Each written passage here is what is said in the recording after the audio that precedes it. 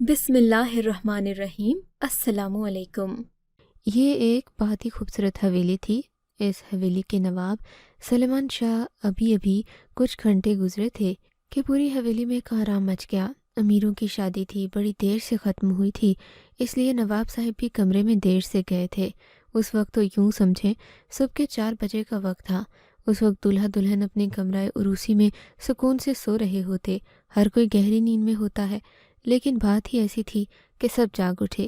سب لوگ دولہا دلہن کے کمرے کی طرف بھاگے کیونکہ ان کے کمرے سے چیخنے چلانے کی آواز آئی تھی۔ دیکھا تو نواب صاحب کمرے کے دروازے پر کھڑے تھے، ایسے کہ نہ اندر تھے نہ باہر۔ ان کی آنکھیں پھٹی ہوئی اور پسینے سے شرابور ہو رہے تھے۔ وہ حالت غیر میں کھڑے تھے۔ انہیں دیکھ کر ایسا لگ رہا تھا جیسے انہوں نے قیامت کا منظر دیکھ لیا ہے۔ کچھ بول نہیں رہے تھے۔ اتنا بڑا آدمی 6 فٹ کے قد والا اور ایسی شکل بنا کر کھڑا تھا جیسے بہت زیادہ ڈر گیا ہے۔ ظاہر ہے اسے اس مقام پر لانے کے لیے کسی بہت بڑی انہونی کا ہونا لازم بات ہے۔ ہم حیران تھے کہ آخر کیا بات ہے۔ کمرے کے اندر والی لائٹ بھی ابھی تک آف تھی۔ کچھ لوگ اندر حیران ہوئے، ظاہر ہے لوگوں کے گھر لوگ ہی تھے۔ جب لائٹ آن کی تو سامنے کا منظر دیکھ کر حیران رہ گئے، کیونکہ دلہن رانی تو وہیں پر بیٹھی تھی۔ وہ بالکل بھی ڈری نہیں ہوئی تھی، البتہ پریشان ضرور تھی۔ ان کے چہرے پر پریشانی تو تھی پر ڈر نہیں تھا۔ تو پھر کیا معاملہ تھا؟ جب سب کی نظر بستر کی طرف پڑی تو سب نے اپنے کانوں کو ہاتھ لگا لیا، کیونکہ پورے بستر کی چادر کے اوپر ایک میرا نام افضل ہے، میں اسی حویلی میں کام کرتا تھا۔ میں یہاں کا نوکر نہیں بلکہ میرا کام نوکروں سے کروانے کا تھا۔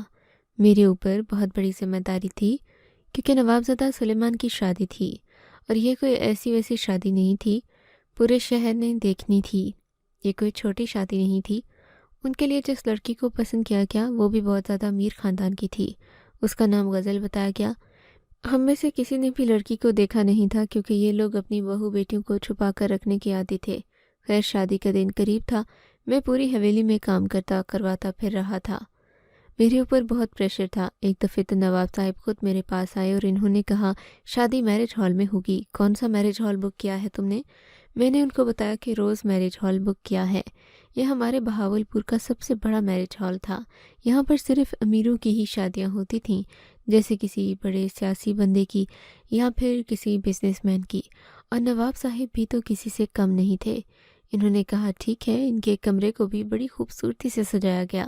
سب سے پہلے انہی کا کمرہ سجایا گیا۔ دلہن کے لیے ہر چیز رکھی گئی، کسی بھی چیز کی کمی نہ ہو۔ نواب صاحب نے کہا جب رات کو میری بیوی کمرے میں آئے تو اس کے لیے کھانے پینے کا انتظام بھی ہونا چاہیے۔ ایسی چیزیں رکھی جائیں جن کو آسانی سے کھایا جا سکے۔ ظاہر ہے آدھی رات کو انسان کو بھوک بھی لگ سکتی ہے۔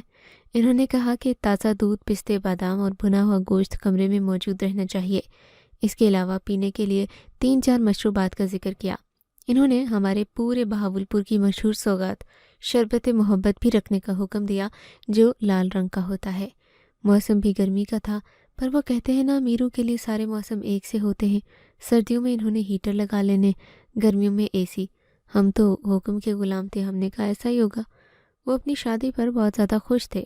سب لوگ سوچ رہے تھے آخر وہ لڑکی کون ہے جس کے نصیب جاگ گئے، کیونکہ یہ سب جانتے تھے کہ سلمان صاحب خاندان میں شادی نہیں کر رہے۔ حالانکہ ان کی شادیاں خاندان میں ہی ہوتی تھیں، لیکن وہ پہلے نواب تھے جو خاندان سے باہر سے لڑکی لے کر آ رہے تھے۔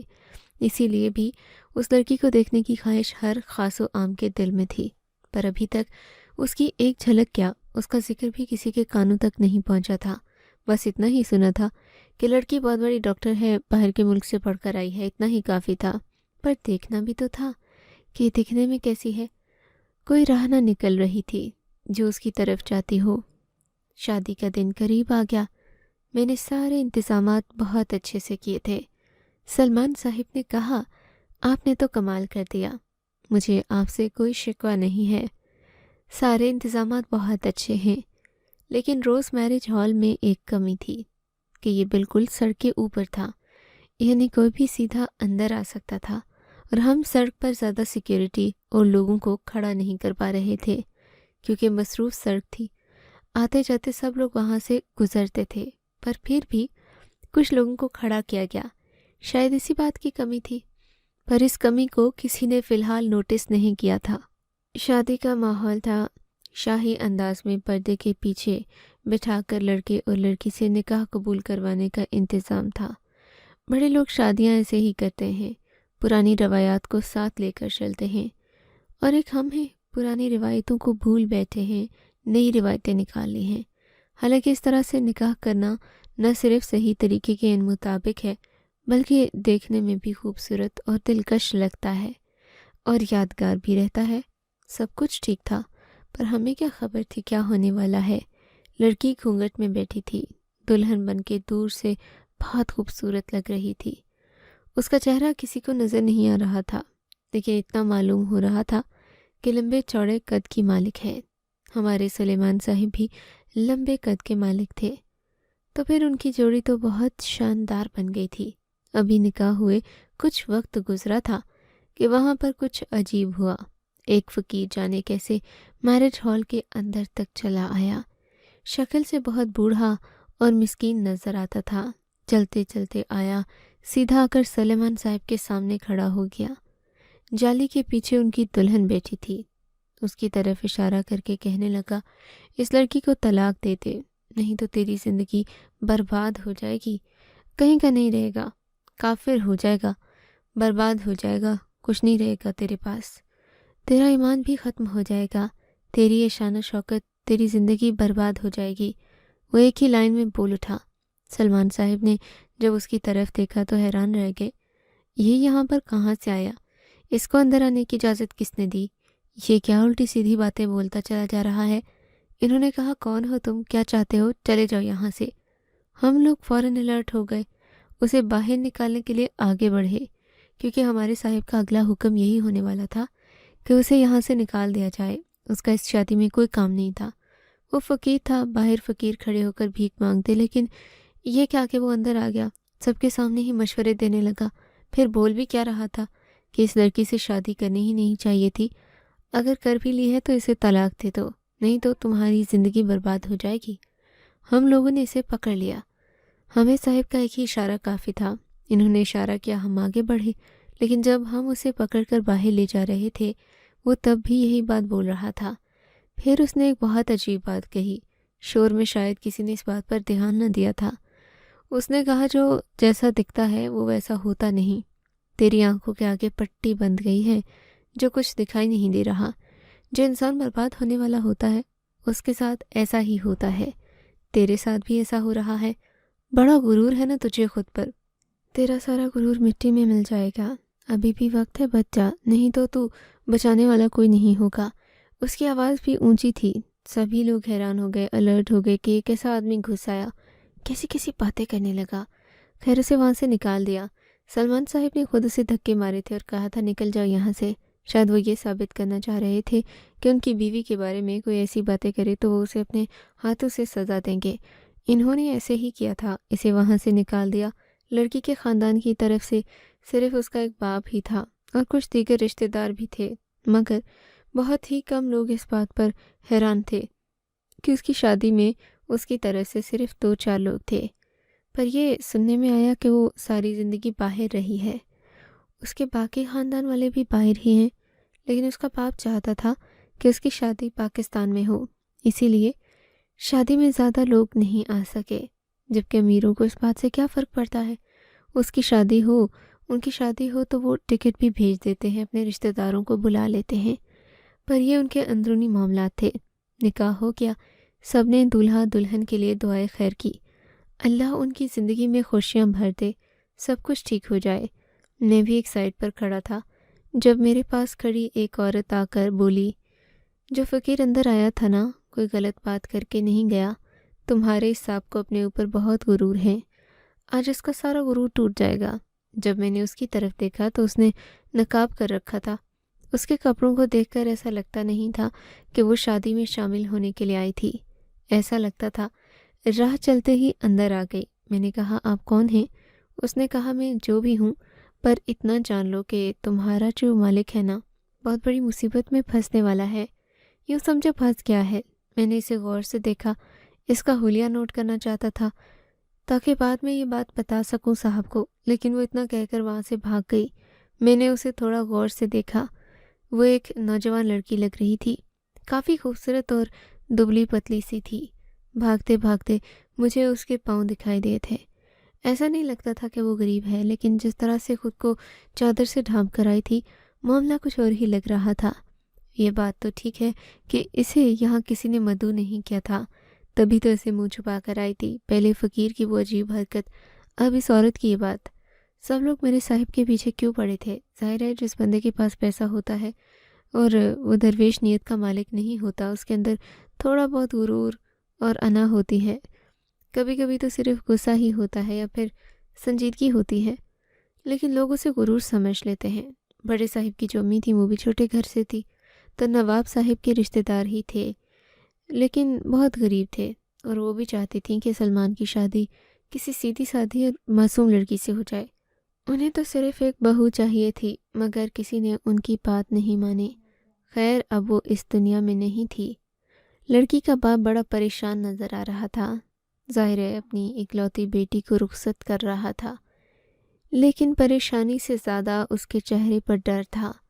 وہ اس وجہ سے پریشان نہ تھا کہ اس کی بیٹی رخصت ہو رہی ہے، بلکہ اس کے چہرے پر ایسا ڈر تھا جیسے اس کے ساتھ کچھ برا ہونے والا ہے۔ تھوڑی دیر بعد مجھے پتہ چل گیا کہ وہ پریشان کیوں تھا، کیونکہ ہمارے بڑے صاحب اور سلمان صاحب اس کے ساتھ کوئی بات وغیرہ کر رہے تھے۔ پتہ چلا فقیر کی بات کی وجہ سے ہی بدمزگی ہوئی ہے۔ اب جانے وہ آپس میں کیا بات کر رہے تھے، پر مجھے اتنا سنائی دیا کہ لڑکی کے باپ نے سلمان صاحب کے اکاؤنٹ میں کچھ بھیجا تھا، اس لیے کہا کہ آپ دیکھ لیجئے گا، بعد میں کوئی پریشانی یا زحمت نہیں کرنا پڑے گی۔ وہ کیا چیز تھی یہ ہمیں معلوم نہیں، پر یہ افواہ اڑ گئی کہ فقیر کی وجہ سے سلمان صاحب طلاق دینے والے تھے، لیکن لڑکی کے باپ نے ان کے اکاؤنٹ میں 50 لاکھ بھیج دیے، جس کی وجہ سے انہوں نے طلاق نہیں دی اور اب رخصتی ہو رہی ہے۔ یہ شادی بہت بڑی تھی، لڑکی کی طرف سے کم لوگوں کو اس لیے عجیب سمجھا جا رہا تھا کیونکہ سلمان صاحب کی طرف سے 700-800 لوگوں کی گیدرنگ تھی، اسی لیے تو یہ بات اتنی جلدی پھیل بھی گئی۔ اس بات کا نہ جانے کیا بن گیا۔ میں تو یہ سوچ رہا تھا سلمان صاحب جتنے امیر آدمی ہیں، کیا وہ 50 لاکھ لے کر لڑکی کو ساتھ لے کر جائیں گے؟ بھلا ان کو 50 لاکھ سے کیا، اس سے زیادہ تو وہ شادی میں لگا چکے تھے، پر سب کہہ رہے تھے کہ یہی بات ہے، ایسا ہی ہوتا ہے، امیروں کے معاملات دیکھنے میں بڑے چمکدار لگتے ہیں پر اندر اندھیرا ہی ہوتا ہے۔ ابھی یہ بات سلمان صاحب کے کانوں تک نہیں پہنچی تھی، وہ تو اپنی شادی سے خوش نظر آ رہے تھے۔ لڑکی کو لے کر حویلی کی طرف چل پڑے۔ رخصتی ہو گئی۔ لڑکی کا باپ رخصتی پر بہت رو رہا تھا۔ لڑکی کے چہرے کے آگے بھی ایک جالی کا پردہ تھا، ایسے کپڑے بنائے گئے تھے کہ اس کا چہرہ کسی کو دکھائی نہیں دے رہا تھا۔ تصویریں بھی اسی طرح کی بنی ہوئی تھیں۔ اس کا چہرہ چھپانے کی وجہ کیا تھی، کسی کو سمجھ نہیں آ رہا تھا۔ آج کل ایسا کون کرتا ہے؟ دلہن کا پردہ کون کرواتا ہے؟ اگر ان کا پردہ ہی کروانا ہو تو پھر اسے اتنا سجایا کیوں جائے؟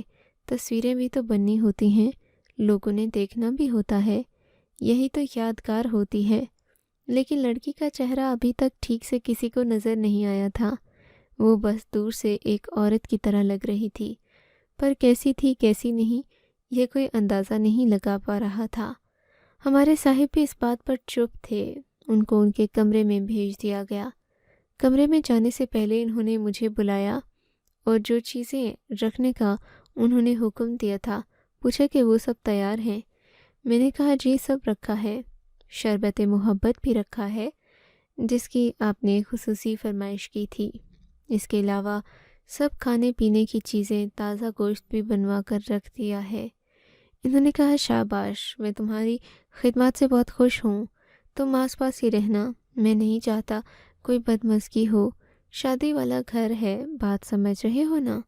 انہوں نے میرے کندھے پر ہاتھ رکھا، ذرا قریب آ کر میرے کان کی طرف یہ بات کی۔ میں نے کہا جی میں سمجھ رہا ہوں، آپ فکر نہیں کریں، میں آس پاس ہی رہوں گا، میرا موبائل بھی آن ہے۔ لیکن سچ تو یہ ہے میں بہت تھک گیا تھا۔ ان کے کمرے سے کچھ فاصلے پر ایک چھوٹا سا لاؤنج تھا جہاں پر میں بیٹھا تھا۔ بیٹھے بیٹھے مجھے نیند آ گئی۔ کوئی صبح کے 4 بجے کا وقت تھا۔ پوری حویلی میں چیخنے چلانے کی آوازیں گونجنے لگیں۔ کبھی ایسا لگتا تھا کہ عورت چلا رہی ہے، کبھی لگتا تھا مرد چلا رہا ہے، سمجھ نہیں آ رہی تھی کہ کون چلا رہا ہے۔ ایسا لگتا تھا دونوں مل کر چلا رہے ہیں، لیکن ذات آواز ہمارے صاحب کی آ رہی تھی۔ کیونکہ یہ آواز میں پہچانتا تھا۔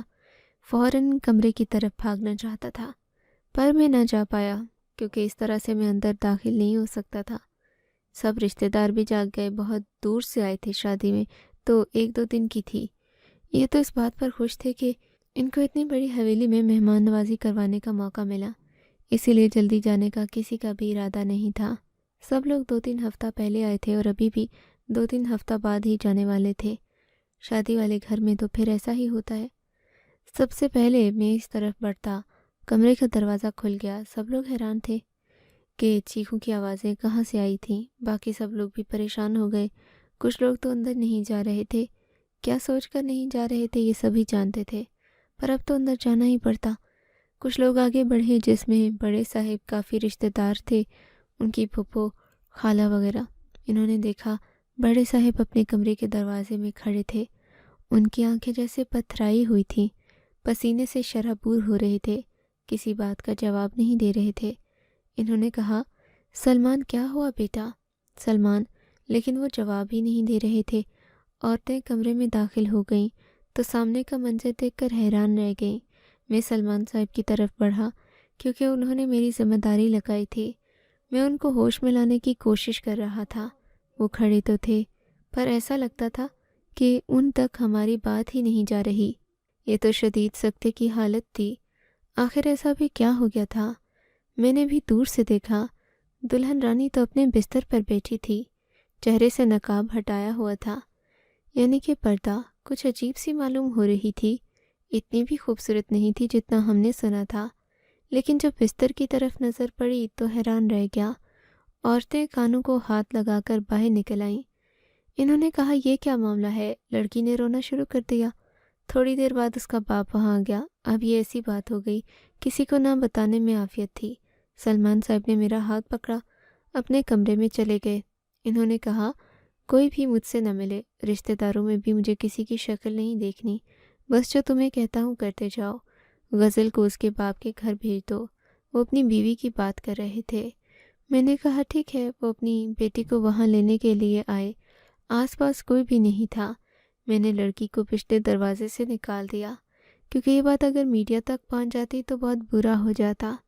یہ شادی پورے شہر کی سب سے بڑی شادی تھی۔ جب اس شادی کی خبر چلائی جا سکتی تھی، پھر اس میں ہونے والے کسی الٹے سیدھے کام کی خبر بھی چلائی جا سکتی تھی۔ اس لیے بڑے صاحب نے مجھے ذمہ داری دی۔ لڑکی کو لینے اس کا باپ آ گیا۔ وہ گاڑی میں بیٹھ گئی تو مجھے اس کے باپ نے کہا، تم سلمان کے خاص بندے ہو، میں نے ایک ضروری بات بتانی ہے۔ میں نے کہا، جی بتائیں، میں ان تک پہنچا دوں گا۔ اس نے عجیب سی بات کہی، کہا، مجھے پتہ تھا ایسا ہی کچھ ہوگا، تمہارا مالک کان کا کچا ہے۔